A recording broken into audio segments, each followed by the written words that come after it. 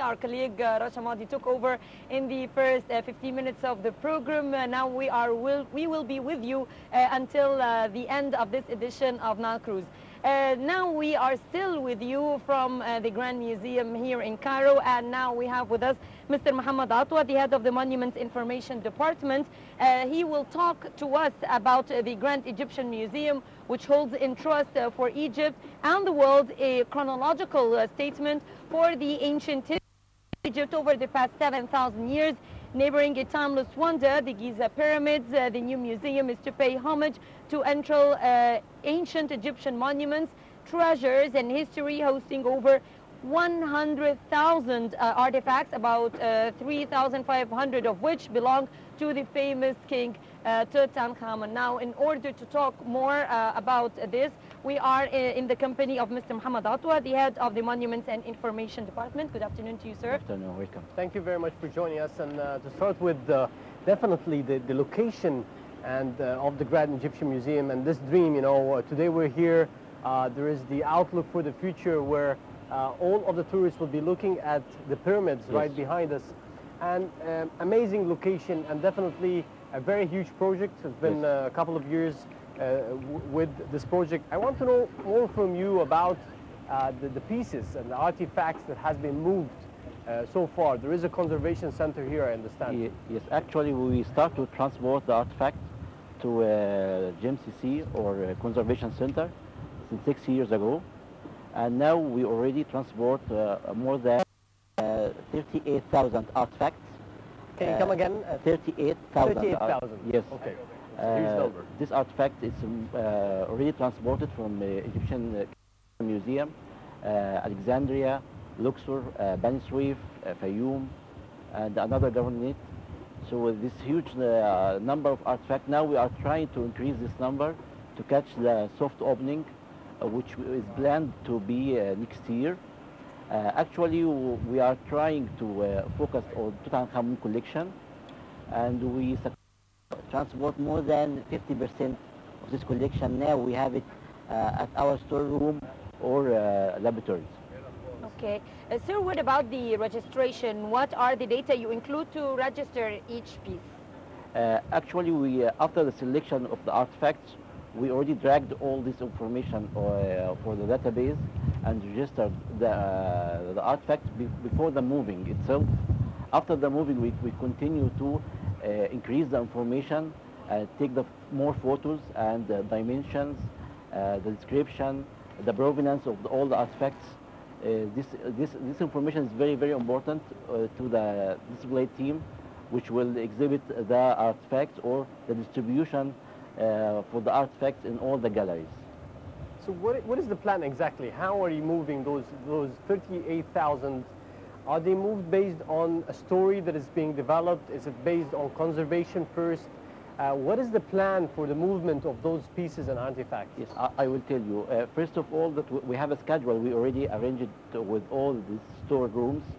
But for Cairo Egyptian Museum, we already trying to focus on the artifact which has a bad condition or it needs to be restored immediately. For the site storerooms, we are trying to move the artifact which is a little bit complicated or take time for the restorations matter. Yes, and you mentioned 38,000 over the past couple of years, and does that mean that there is, while construction, that does mean that they are focused only on conservation, or they are part of a plan for this display when the project is over? No, I will tell you that we are trying now to focus why for this artifact, which is trying to be need to be restored or to need some first aid conservation, because it will take time till the opening itself, and maybe the artifact which will become directly to be exhibit, it will be before the opening a little bit 6 months or 4 months before the opening. For instance, that the golden or the jewelry artifact of Tutankhamun collection, we will leave it at the Egyptian Museum till 4 months before the opening to give the chance for the people to visit the artifact in the Egyptian Museum. Okay. Sir, now we are here in this great location. Construction is underway, as we can see. But there is one important thing about the Grand Egyptian Museum, which is marketing. Yes. We need the whole world to know about this project and what is going on here. So what are you doing in order to promote the Grand Egyptian Museum? I will tell you. Actually, as you know, the marketing is very complicated matter. So we have already a consultation, operation management consultation. They are taking care about this matter now, and we already have a strategy. This strategy will be launched next year. But actually, we already start to make some campaign with some support from the JICA, the Japanese International Cooperation Agency, and another ambassadors. Yes. So maybe part of this marketing would be announcing the hidden treasure within the Grand Egyptian Museum, and because there is a lot of very important pieces kept here. So if you can share with us, you know, some or the top ones of those. The most important collection which already transported to Grand Egyptian now, it's as I told you, more than 50% of the Tutankhamun collection. Okay.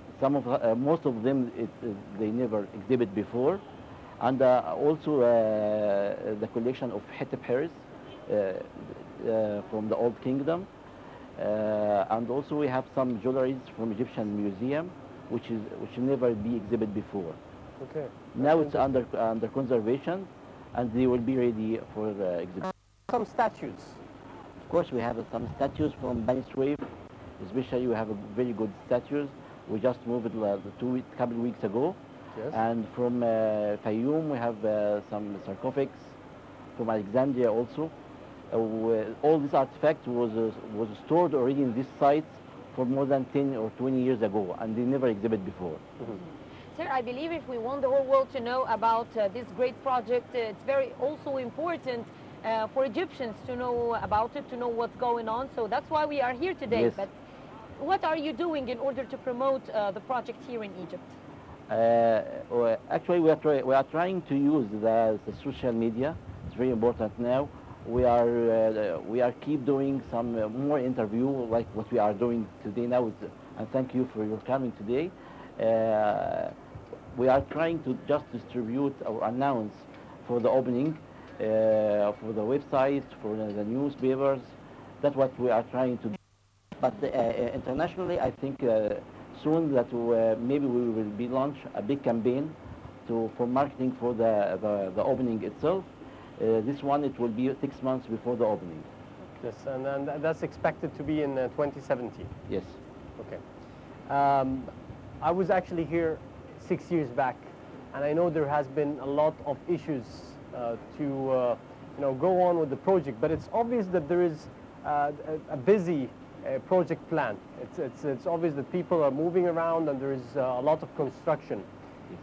Are we on track? How are you seeing the development? Fast track approach, yes. Now we are, especially that we have a new financial support for the new loan from Japan. Actually, we are trying the last 6 months to keep pushing our schedule to try to catch the new date for the soft opening by next. Sir, we have dedicated part of Nile Cruise before to talking about museums here in Egypt and the culture of visiting museums, something that unfortunately we are lacking here in Egypt. Yes. So I would like to know from you, how can we promote the culture of visiting museums, especially with the opening of the Grand Egyptian Museum? Actually, our ministry now, they already start to do some kind of attractive point, like they are making now very simple tickets for the Egyptian. The description of the museum now is very available for all the schools.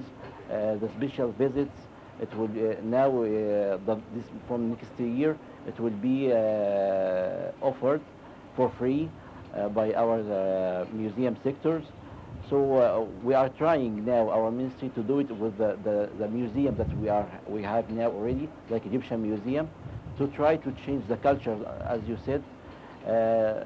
And I hope that by the opening itself, we will have more education program for the children and for young people, like Dr. Tari just said, to attract more people to visit our museum. But the problem, Mr. Atwa, if you allow me, is that here in our schools, the kids are not used to studying the ancient Egyptian history, unfortunately. And I know people from around the world, especially in France, the kids study and they know much more.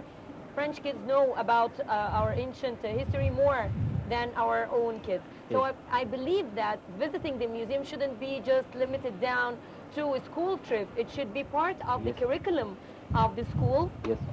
And this could be part of the projects for the students. So the students would be, you know, to learn, and they would want to come not just for fun, the trip, but for educational purpose. That's what I am talking about. We will have more education programs. It will not just be to invite schools to come here to have some drawing or just a small visit for the artifact. We have education program to attract the kids and the children to stay at the museum for all the day, and we will try to give them more information about our history during this program. It will be very light program, not boring, not just to visit something like that. That's what we are trying to do now, and we already finished to make the curatorial and the narrative for the children museum, which will be opened with the soft opening of the museum. So the museum itself, the soft opening, we are targeting the grand staircase, Tutankhamun and Children Museum, because we understand very well that that's the key to attract the people. Also the families is very important to be here in the museum. So the Grand Egyptian Museum is it's actually not just a museum. It is an Egyptian dream. It reflects the history of the ancient Egyptians to the entire world. And I think it's an educative venue for everyone to learn more about, you know, this history and the secrets behind the pharaohs. What is exciting you the most, you know, as we're building through this, you know, amazing dream and amazing, you know, project that every Egyptian should be proud of? I think this museum will be like a cultural center, like Alexandria Bibliothèque. We will have more activities that we have now in the normal museum, with more programs, with more area. We will have a information center, culture center, children museum, the food courts, cinemas. So it will be like a center, a big center, to attract the people to know about their history. Sir, you are talking about a very important point here, which is including parts of the museum that we didn't have before, like the food court and the cinemas. How is this going to make a difference, in your own opinion, when it comes to visiting the museum? It's one of the attractive points, of course. Second, of course, it will be good support for the financial of the museum itself. Let's talk frankly that the commercial part now is very important for any building or any new project. So if we keep the balance between the commercials and the finance matter and also the cultural matter, at that time we will have a very strong, good museum. I think it's more or less about the sustainability of this project, and have it, you know, the return is definitely going to be really high. I think it is going to be one of the main drivers to get tourism back on track. Let's hope that will happen, and I hope that the tourism will come back. But I am agree with you. This museum, when it will open, I think we will have many tourism to come to at least to have an idea what's going on here. We have the biggest artifact collection of Tutankhamun. It will be the first time to be exhibited here, completed since more than 100 years. So such kind of this event, I think it will be effective for many people around the world. Yes. Well, finally, we'd like to thank you very much for the insightful conversation and for being here with us at Nile Cruise. Thank you very much. Thank you very much, Mr. Mohamed Atwa, the head of the Monuments and Information Department at the Grand Egyptian Museum. Thank you. Thank you very much. Thank you. Ladies and gentlemen, we'll take a short break, then we'll be right back to continue this edition of Nile Cruise. Stay with us.